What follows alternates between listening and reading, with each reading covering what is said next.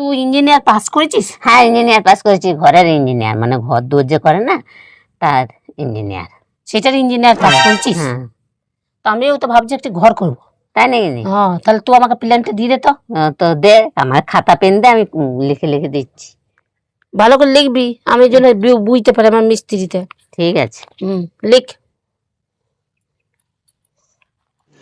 रुको जरा सबर करो। এখান থেকে এটা বারান্দা। হুম। এই যে এখানে একটা পায়খানা ঘর। হুম।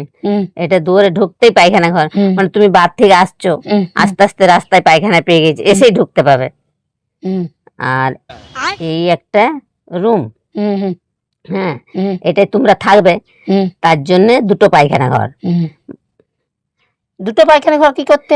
আসলে দুজনা শুলে দুজনা গাড়ি পায়খানা পেয়েছে, তাহলে দুটো না হলে ঢুকবে কোথায়? দুটো পায়খানা, দুজনা দুদিকে ঢুকে যেতে পারবে, নাহলে একজনা ঢুকে গেলে আরেকজনকে বসে রইতে হবে না, পায়খানা কিন্তু বসে থাকা যায় না। না যায় না। আর এইটা হচ্ছে রান্নাঘর। রান্নাঘরে একটা পায়খানা ঘর। ও কোনটাতে? হ্যাঁ, এই কোণে রান্নাঘরে দরকার, একটি ভেসিং এর দরকার নাই? আরে ভেসিংটা পাশে দিচ্ছি, মানে পায়খানা ঘরটা কেন দরকার, মানে তুমি যে রান্না করছো, রান্না করতে করতে পায়খানা পেয়েছে, তো তুমি কি আবার রান্নাঘর থেকে ঘুরে এসে আবার ঘর খুলে আবার পায়খানা যাবে না? তাহলে রান্নাঘরেই চলে গেলে, তার জন্য এই যে রান্নাঘরটা এইখানে একটা ভেসিং দিতে হবে, না হাতটা ধুবে কোথায়? হ্যাঁ, ওই জন্য। ঠিক আছে। আর এইটা বারান্দা। আর এই পাশে একটা লোকজন এসে বসার তারে। হ্যাঁ, এখানে একটা পায়খানা ঘর। তো ওইখানে আবার কি করতে পায়খানা?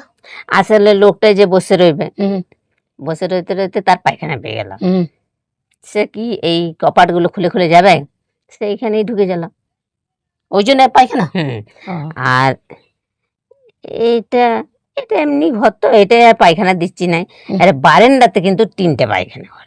তাহলে 3টে কেন পায়খানা? আরে তোমার যদি 3টে ছেলে হয়, তো 3টে ছেলে যদি পায়খানা পায়, তো একসাথেই পায়খানা পেয়ে গেছে, তাহলে 3টে ছেলে বারান্দায় ঢুকে যাবে, তাহলে তোমাদের ওই ঘরগুলো খারাপ হবে না।